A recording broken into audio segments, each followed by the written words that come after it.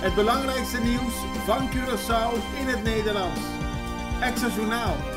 Vers van de pers. Dan gaan we naar Kaya Kaya. We hadden een gesprek met Ashanti Marta. Zij is kunstenares, Curaçaose, woont in Nederland, is hier nu voor een expositie. Mooie expositie en ze is een van de vele kunstenaars die te zien zijn tijdens het Kaya Kaya Festival. En we spraken met haar en vroegen haar waar ze vandaan komt, wat voor kunst ze maakt, wat voor artiest ze is. Ja, dankjewel. Jij bent artiest en je studeert in Zwolle. Ja, correct. Waar studeer je in Zwolle? En Artes. Ja, het is een hogeschool voor kunsten.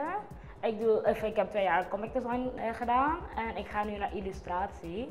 Want het was toch niet helemaal mijn ding om comics te doen. Maar? Behalve dit.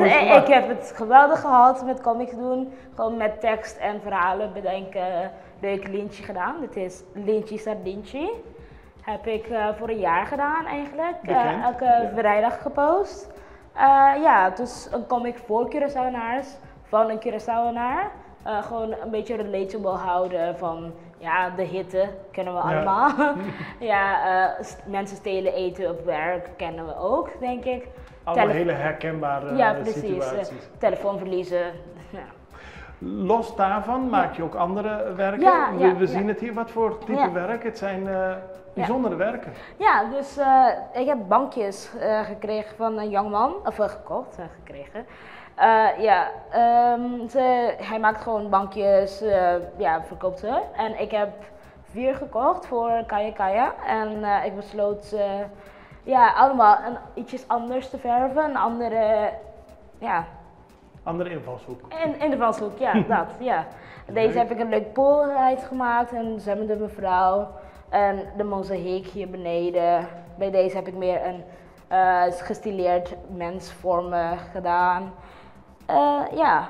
Ik heb heel verschillend, maar het is allemaal heel kleurrijk. Ja, dat is mijn ding wel. Ik hou van kleurgebruik. Ja. Is dat omdat je in Nederland zit en dan zit je te denken aan het mooie Curaçao? Ik mis al die kleur van Curaçao. Het is zo grijs en saai hier, maar ik heb wel mijn pret. Ik vind het wel leuk in Nederland. Goed zo.